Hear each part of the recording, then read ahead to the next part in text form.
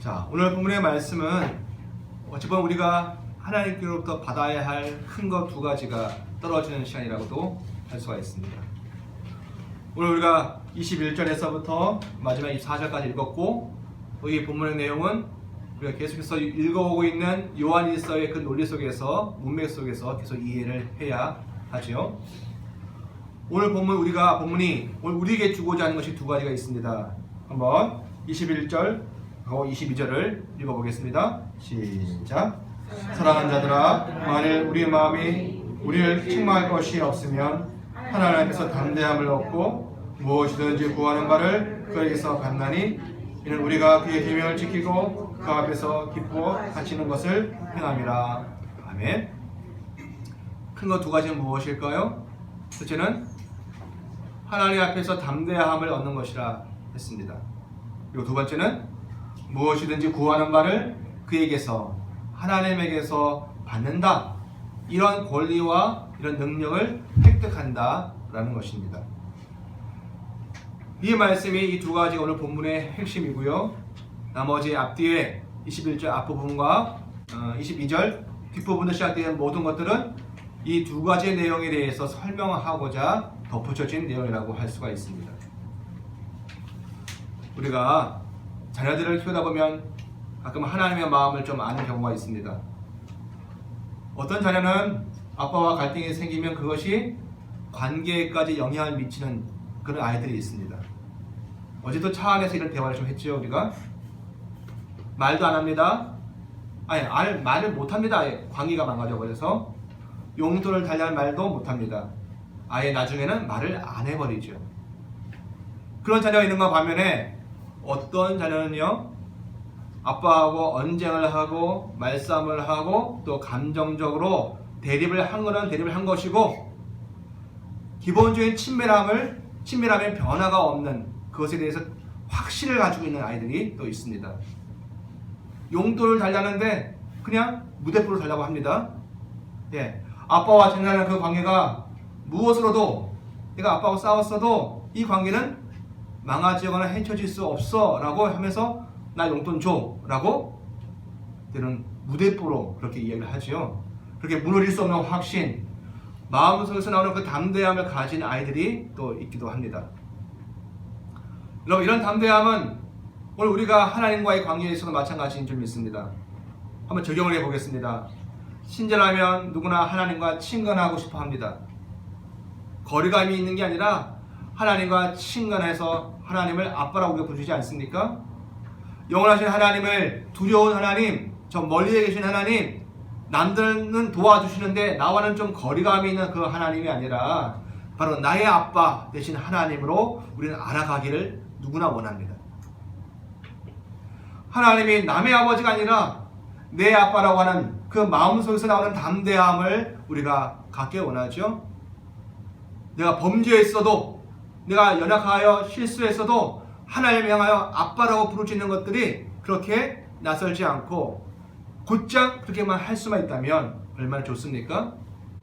자, 그런데 여러분, 이것이 아빠로 하나님을 아는 이 담대함이 우리에게 현실 삶에서 참으로 중요한 이유가 무엇일까요? 한번 생각을 해보십시오. 심지어 하나님을 향해서 담대함을 가진다면, 만유의 주이십니다. 천지를 창조하신 분이십니다. 영원하신 분이십니다.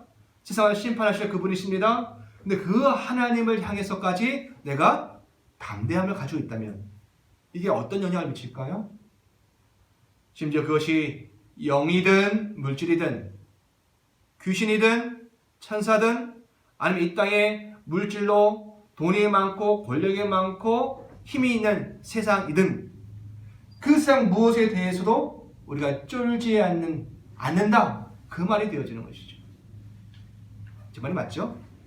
하나님을 향하여 담대함을 갖는다면, 하나님이 가장 큰 분이시라고 고백을 하니까 그분을 향하여 담대함을 갖는다면 이 세상에 있는, 거기에는 영적인 것도 있고 천사 귀신도 있고 또 마귀 사탄도 있을 것이고 또 돈으로 따지면 엄청 많은 돈을 가지고 힘을 부리는 사람도 있을 것이고 권력을 가진 사람도 있을 것이고 그 모든 세력들로부터 우리가 쫄지 아니하고 역시 담대함을 가질 수 있다는 말이죠.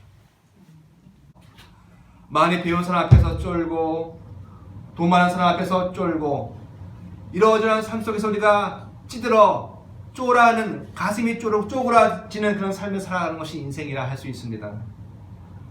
그런데 그런 인생은 담대하지 못하고 쫄다가 정작 자기가 가진 실력, 힘 다 해보지도 못하고 떨다가 모든 것을 다 망쳐버리지 않습니까?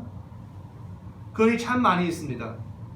내가 지나가 보면 그거 아무도 아니었는데, 지나가 보면 그거 별거 아니었는데 굉장히 내 마음속에서부터 두려워하고 무서워하고 근심하다가 마음의 근심 때문에, 염려 때문에 제대로 실력도 발휘해 보지 못하고 억눌리고 힘든 삶을 살다가 인생을 마감하는 것이 얼마나 많습니까? 그런데 하나님을 향하여 또 정확히 하나님 앞에서 담대함을 갖는다는 얘기는 이 세상 그 어떤 것의 앞에서도 쫄지 않고 담대함을 갖는다는 말이죠. 여러분, 성경이 우리에게 이야기하는 성도가 되어서 이 땅에서, 이 세상에서 사는 우리에게 주신 큰 선물 중에 하나가 이것인 줄 믿습니다. 혹 우리 속에 세상을 향하여, 물질을 향하여, 사람에 대하여 두려움과 또 이 쪼라드는 마음이 있습니까? 미래에 대하여 나의 쪼그라드는 마음이 있나요?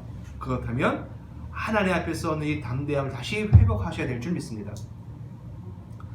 그렇습니다. 아마 하나님께서 이렇게 말씀하신 것 같습니다. 얘야, 내 앞에서 한번 담대해 보아라. 내 자녀야, 내 아들아, 내 딸아, 내 앞에서 너가 한번 담대해 보아라. 그러면 이 세상 그 어떤 것도 너를 무섭게 하거나 너를 쪼그라뜨릴 것은 아무것도 없단다.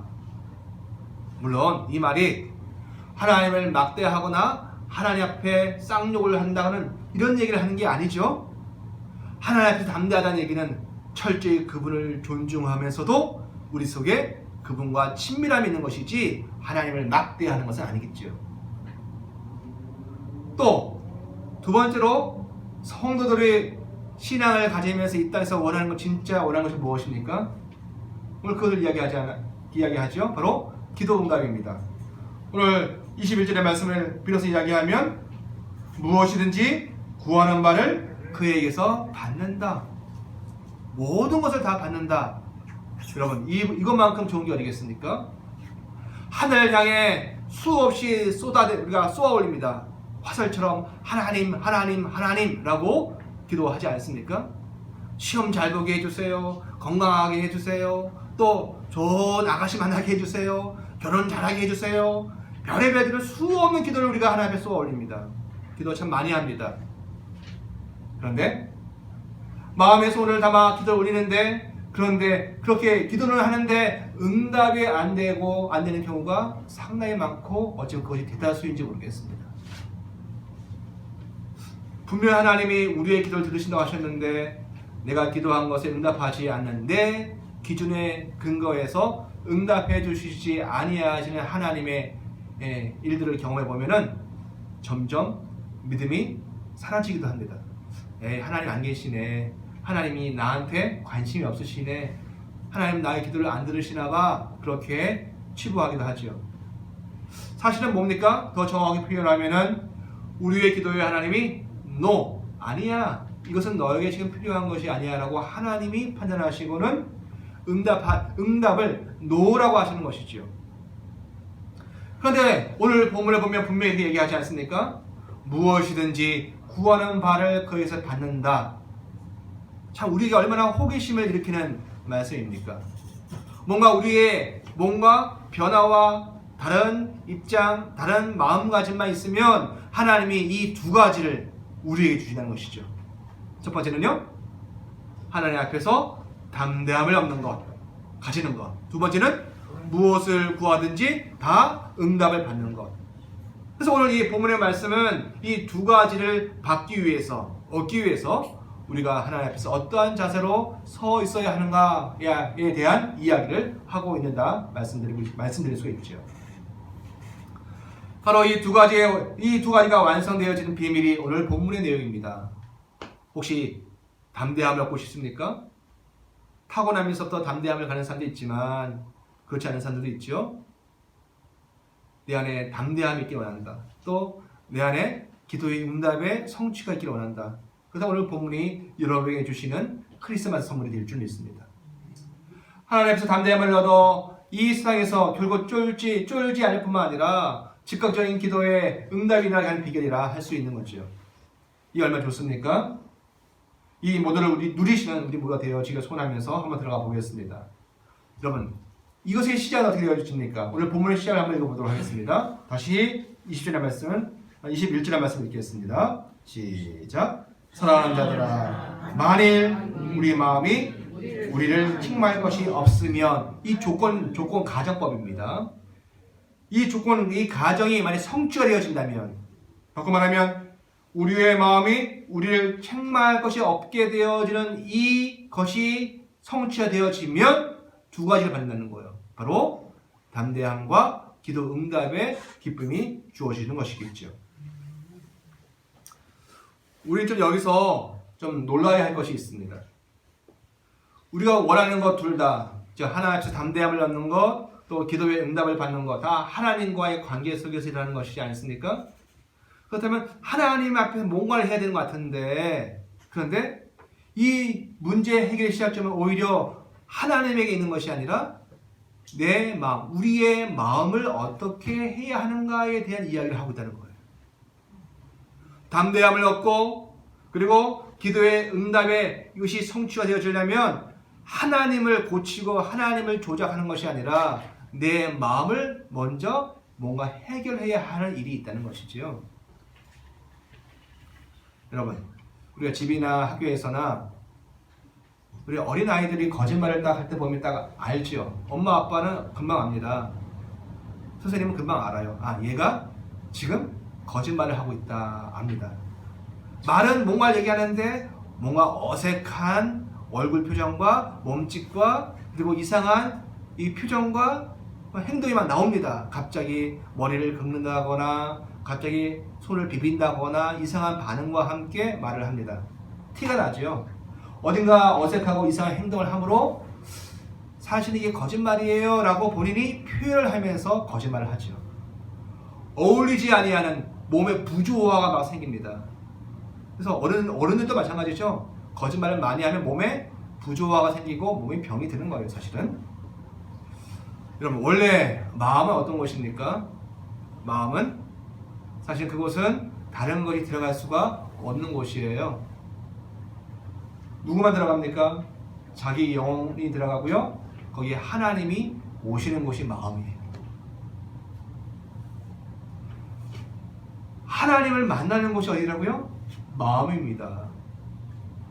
그 만남을 통해서 하나님과 교제를 합니다. 이야기를 나누고 그분의 이야기를 듣고 내가 알고 배우고 익히고 그러면서 그 마음에서 참된 생각이 나오게 되어져 있습니다. 또 거기에서 진리에 걸맞는 행동이 나오게 되어 있는 거예요. 어디에서요? 마음에서. 교육을 통해서 머리로 살아가는 게 아니라 내 마음속에 하나님이 오시고 내가 그분과 사귐과 교제가 일어날 때에 그때 진정한 생각과 행동이 나온다는 것이죠. 그것이 성경의 이야기를 하고 있는 것입니다. 에덴 동산의 아담처럼 말입니다. 아담이 창조함을 받았고 즐기기만 했나요? 아니죠. 에덴 동산에서 아담은 하나님 대신 하나님 역할을 했던 사람이었어요. 하나님의 대리자로 이 땅에서 하나님처럼 생각하고 하나님처럼 판단하고 하나님의 행하시는 일을 아담이 대신 행했던 것이었죠. 그의 마음에 뭐가 있었어요? 하나님과 교제하고 사귀고 그분과 깊은 만남을 갖는 시간, 장소가 있었던 것이었죠. 그런데 우리가 다 알다시피 죄라는 것은 죄의 문제로 아담이 하나님과의 사귐이 끊어져 버렸어요. 마음에 더 이상 하나님이 찾아 들어오실 수가 없게 되어졌지요. 하나님이 못 들어오시니 내가 혼자 있어봤자 아무 의미가 없어요. 단절되었지요.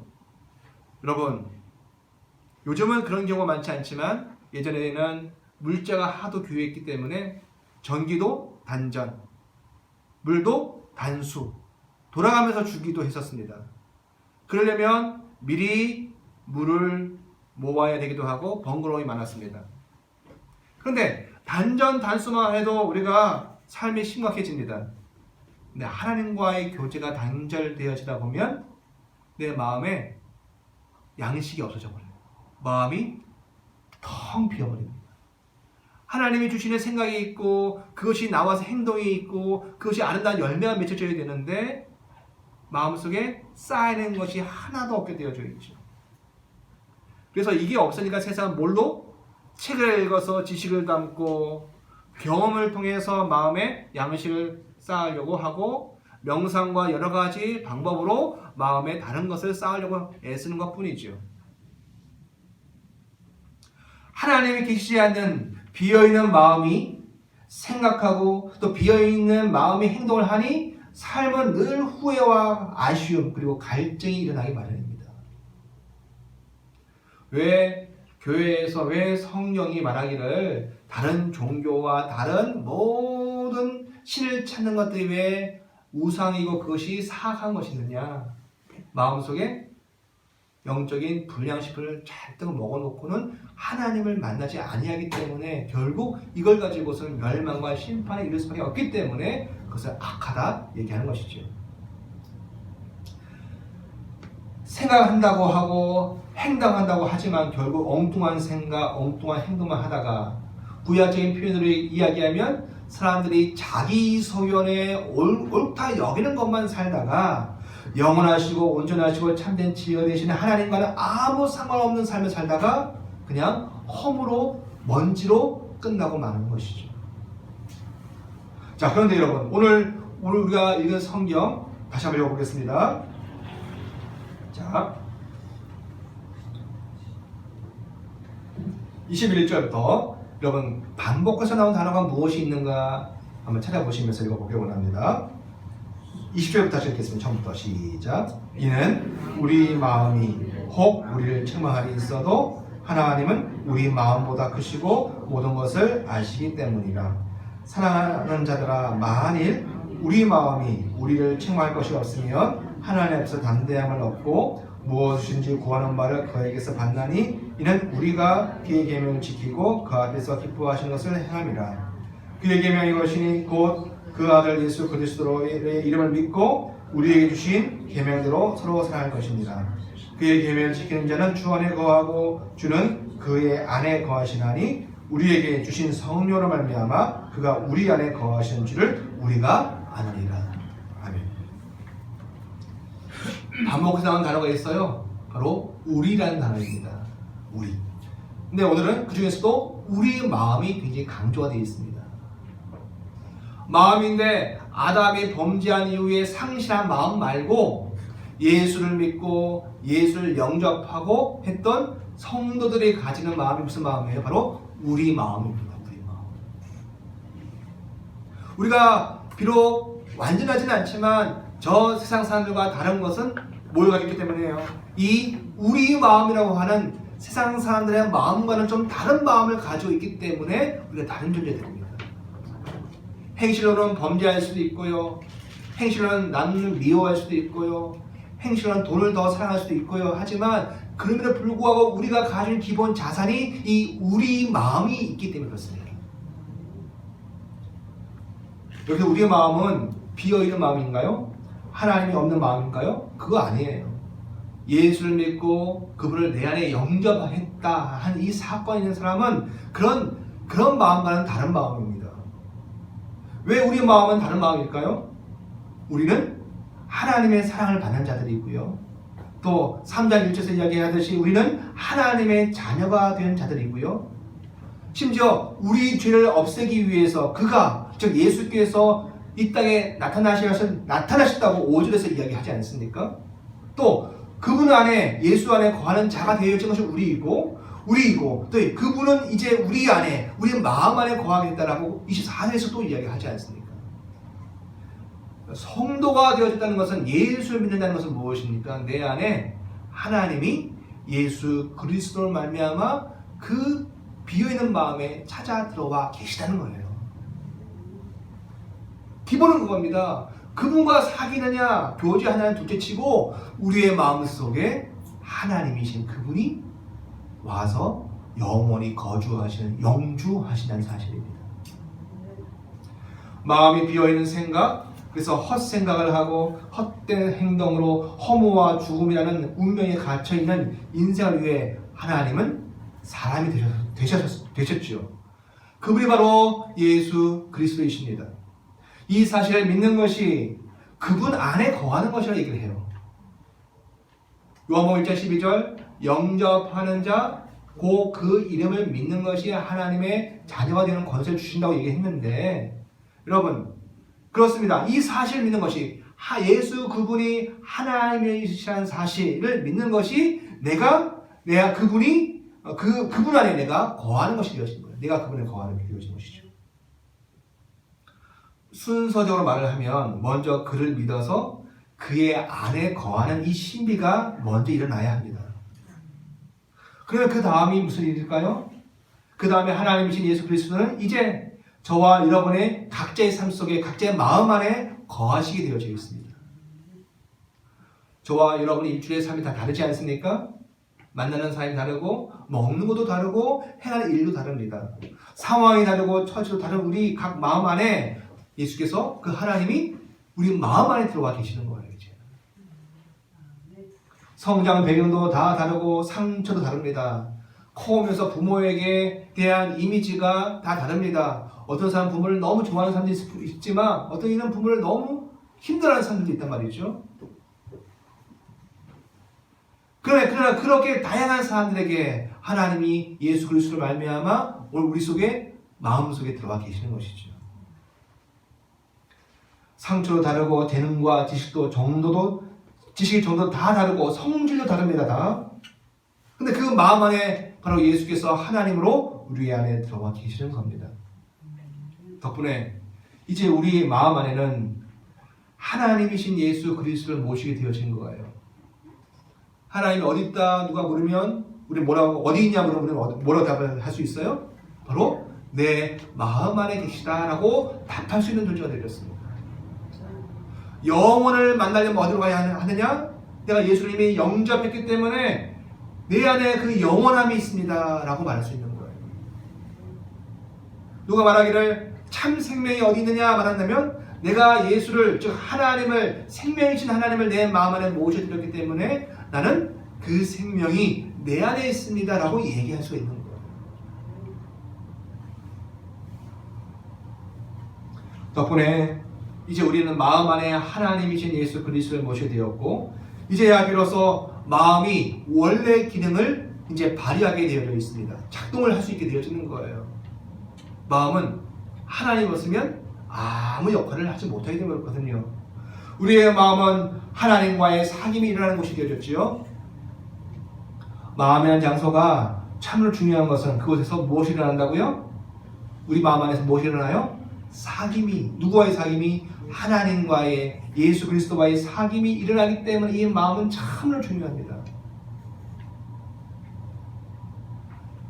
우리가 너무 분노하지 말아야 하는 건 뭐예요?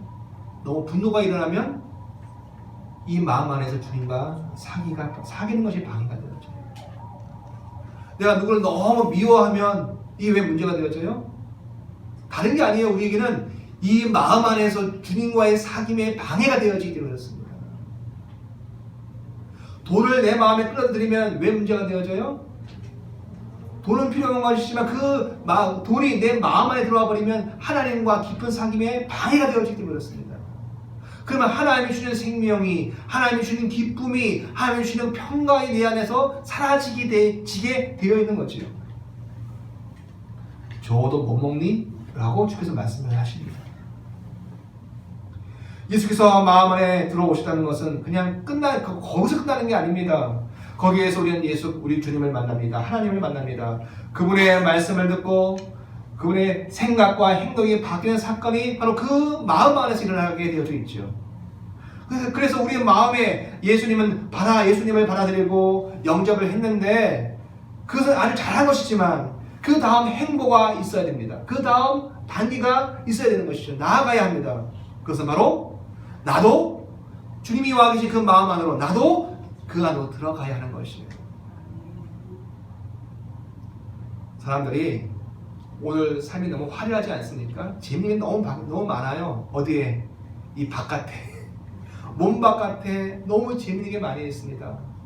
핸드폰도 몸 밖에 있지요. TV, 연속곡, 영화, 그리고 모든 문화 활동 다 몸 밖에 있습니다.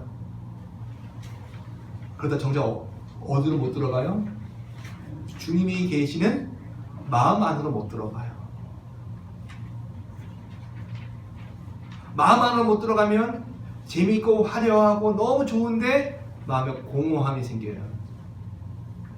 잘 때 내가 오늘 하루 뭐 했나 별로 남는 게 없는 거예요.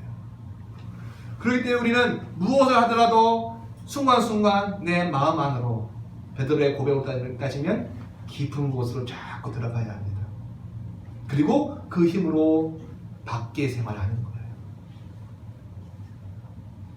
우리 마음에 예수님을 받아들여 놓고는 그냥 예수님만 계시면 안 되고 나도 순간순간 그 마음 안으로 들어가야 합니다.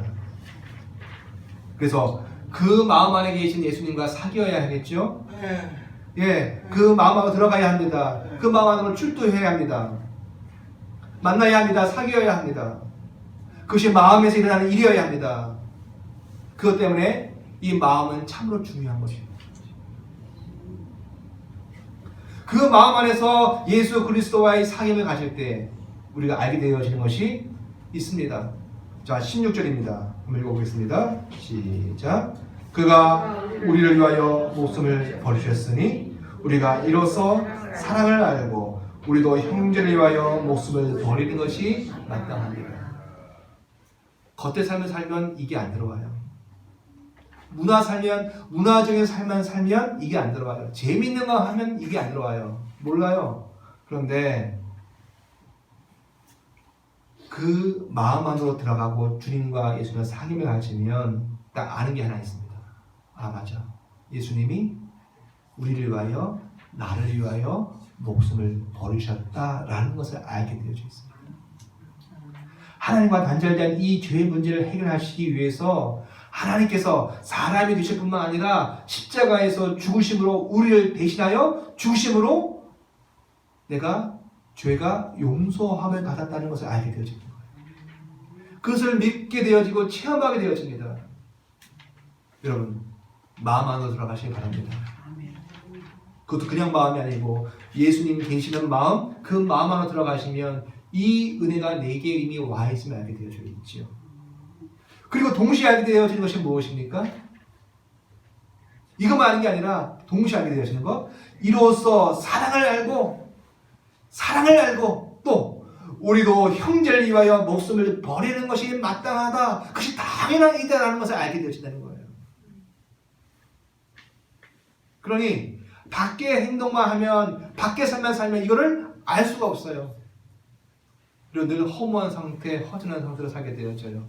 그런데 마음 안으로 들어가서 그곳에서 예수 주님을 만나는 겁니다. 우리는 그것을 여러 가지의 형태를 통해서 하죠. 무엇을요? 말씀을 듣고 읽고 말씀을 통해서 교제를 합니다. 또요, 기도를 통해서 합니다. 성찬을 통해서 합니다. 이 세 가지가 우리는 이 은혜의 방편이라고 얘기를 합니다. 그것이 곧 주님을 내 마음속에서 만나는 것입니다. 영원한 생명, 곧 하나님과의 교제가 가능한 자가 되셨으니, 우리가 받은 게 무슨 생명이라고요? 영원한 생명, 하나님의 생명을 받게 되었어요. 그래서 이제는 푸시키의 생명, 이 육의 생명을 들여서 형제를 사랑하는 그런 삶을 살게 된다는 말입니다. 더 좋고 더 아름다운 이따만한 다이아몬드를 받았다고 생각해 보십시오. 그렇기 때문에 내 푼돈을 얼마든지 쓸 수가 있는 자가 되어지는 거예요. 바로 이 일의 실제적인 일이 바로 이 생명의, 이 세상의 생명이라고 얘기합니다. 무슨 말인가 하면, 여러분, 우리말에는 뭐라 되어 있습니까? 자, 17절 읽어보겠습니다. 시작. 누가 이 세상의 재물을 가지고, 뭘 가지고요? 이 세상의 재물을 가지고, 재물이라고 얘기했죠? 이걸 한번 더 해석한 겁니다. 해석을. 원래 뭐냐면 이 세상의 생명이에요. 이게 그러니까 이 땅에서 이 물질 세상 속에서의 생명 뭐예요? 재물이거든요. 하나님과의 영원한 생명을 받은 자는 그걸 가졌기 때문에 이 땅에서의 이 세상의 생명이라고 하는 재물에 너무 급급해하고 살지 않는다는 겁니다. 이것을 가지고 사랑을 하는데 사용을 한다는 거예요. 이것을 가지고요. 제가 이렇게 썼습니다. 이 세상의 생명, 이 세상의 생명처럼 중요시 여기는 것이죠. 우리말 성경에서 그것을 제물로 번역을 해놨습니다. 바로 그것을 가지고 이제는 형제를 사랑하는 데 사용하는 것이죠. 영으로만 사랑하고 말과 혀로만 사랑하는 것이 아니라 이제는 우리가 살고 있는 이곳에 이 세상에서의 생명이라고 여겨지는 그 물질을 가지고 우리가 사랑하는 도구로 재료로 삼는다는 말입니다.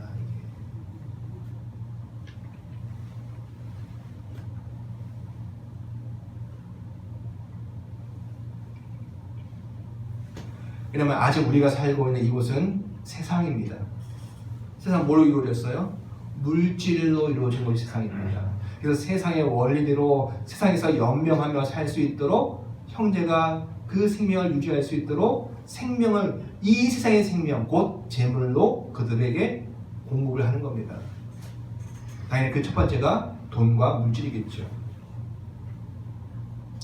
그렇습니다. 마음 안에 예수 그리스도와 영적이고 영원한 생명으로 사귐을 가진 자는 이 세상으로 나와서 사랑을 할 때에 시간을 드리고 물질을 드리고 그 돈과 같은 세상의 생명을 나누는 것으로 자기의 생명 사랑을 하게 되어져 있다고요. 한편은 아깝지요.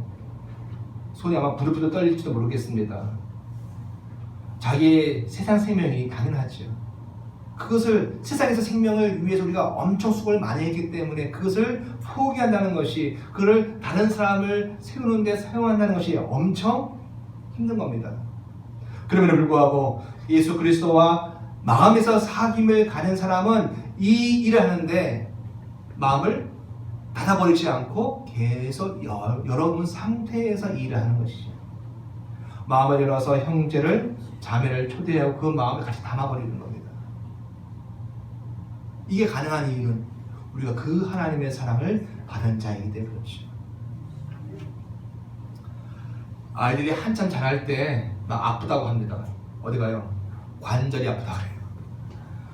우리 노인들이 아플 때는 퇴행성 관절염이 때문에 아픈 것이지만 어린 아이들이 아플 때에는 성장통이죠. 뼈가 자라고 이제 할 때에 아프다고 합니다. 운동도 많이 하면 근육이 뻐근하고 때로는 통증을 경험하기도 합니다. 왜요? 건강해지는 과정 속에서 몸이 새롭게 더 좋은 단계로 변화되어지는 과정 속에서 일어나는 필연적인 과정이 이 통증입니다. 이게 영적인 원리도 마찬가지더라고요. 세상 생명을 허비하는 것처럼 보이는데 그런데 내가 하나님께 속한 자이고 그 생명 받은 자인데 그것을 내 마음 안에서 예수 그리스도와 사귐을 가지고 그 세상 생명인 물질을 사용함을 통해서 할 때에 내 마음에 고통도 옵니다. 사실은. 그런데 그것이 나를 자라게 하고 완성케 한다는 것이죠. 그러면서 더 큰 하나님의 사랑을 담게 되어진다. 그렇게 이야기합니다. 다시 22절 한번 읽어보도록 하겠습니다. 22절 시작. 무엇이든지 구하는 말을 그에게서 받나니 이는 우리가 그의 계명을 지키고 그 앞에서 기뻐하시는 것을 행합니다. 아멘. 그래서 이 뒤 하반절의 이야기는 앞에 금방 이야기했던 즉 우리가 우리의 마음이 책망할 것이 없다 했을 때 그것에 대한 부연적인 설명이라고 할 수 있는 거죠. 우리는 때로 우리의 도움이나 섬김이 저 사람한테 큰 도움이 될까? 그렇게 생각을 하기도 합니다. 효율성을 생각하기도 하고요. 또 그 사람에게 어떠한 일들이 일어날까? 효과가 있을까? 그 생각도 해보긴 합니다. 맞는 말이죠. 그런데요, 그 효과 우리는 잘 모릅니다. 그러나 세상 생명이라고 하는 물질을 손해보고 때로 자존심을 포기하고 또 분노를 삭혀가면서 하는 그 사랑, 최소한 다른 것은 몰라도 이런 유익이 있습니다. 내가 사랑을 해서 저 사람이 어떻게 바뀔까? 그건 모르겠는데, 그건 다 모르겠습니다. 그런데 중요한 것은 무엇입니까? 내가 나의 마음, 나의 자존심, 나의 물질을 포기하면서 내가 사랑을 해가면서 우리가 아는 게 있어요. 우리가 이렇게 사랑을 하는 자, 사랑을 해야 하는 자로 불려졌다는 것. 하나님의 사랑이신데 하나님처럼 이 땅에서 사랑하는 자로 불려졌다는 사실을 알게 되어지는 것이죠. 그리고 그렇게 열려진 마음으로 있을 때 하나님 우리에게 더 큰 사랑을, 다음 단계의 사랑과 은혜를 경험할 수 있도록 우리를 인도해 주시고 만나 주시는 것이지요. 그렇습니다. 우리는 모든 율법의 조항을 다 지키고 또는 흠없는 윤리적인 삶으로 우리 스스로를 구원할 수는 없습니다. 불가능합니다. never, 절대 안 됩니다. 대신 대속의 죽음으로 예수 그리스도께서 우리의 구원을 완성해 주셨습니다. 그래서 우리가 예수 믿는 것이 모든 율법의 성취고 완성이 되어지는 것이지요. 이 모든 것이 다 하나님의 은혜입니다. 그런데 그 은혜 받은 자가 이제 하나님께부터 받은 명령이 있습니다. 모든 율법을 지켜야 하는 게 아니라 이제는 딱 두 가지 명령만 주셨다고요. 첫째는 뭡니까? 그 아들 예수 그리스도의 이름을 믿는 것입니다. 예수 그분이 누구이신지, 그 이름은 무엇입니까? 하나님이신데 사람이 되셔서 나를 위해 십자가에서 죽으셨다. 나의 죄를 다 제거하셨다는 그분의 이름을 믿는 거예요. 두 번째는요, 하나님께서 구약을 통해서 주셨던 그 약속 계명들처럼 결국 서로 사랑하는 것이 우리가 받은 그 계명, 즉 예수 그리스도께서 받은 그 계명임을 아는 것이지. 첫 번째는 예수 믿는 게 계명이고요. 두 번째는요, 사랑하는 것이 계명인 것이죠. 제 말이 아닙니다. 한번 보겠습니다. 23절 시작. 그의 계명은 이것이니 곧 그 아들 예수 그리스도의 이름을 믿고 그가 우리에게 주신 계명대로 구약대로 서로 사랑할 것입니다. 결국 이것이 우리로 하나님 앞에서 또 세상을 향해 담대하게 살게 하는 힘이라 말씀할 수 있습니다. 또한 이것이 우리로 아버지 하나님께 간구하는 모든 것을 오늘 우리의 자리에 내려받게 하시는 하나님의 비밀이라 할 수 있죠. 사랑하는 성도 여러분, 세상을 향하여 담대하고 싶으십니까? 쫄지 않는 그 담대함을 살고 싶으십니까? 또 하나님 앞에 기도하여서 그 기도마다 응답되어지 원하십니까? 그렇다면 주 앞에 이 나의 마음이 책망할 것이 없는 자로 주 앞에 서기를 날마다 주 앞에 분투하시는 우리 모두가 되어지기 원합니다.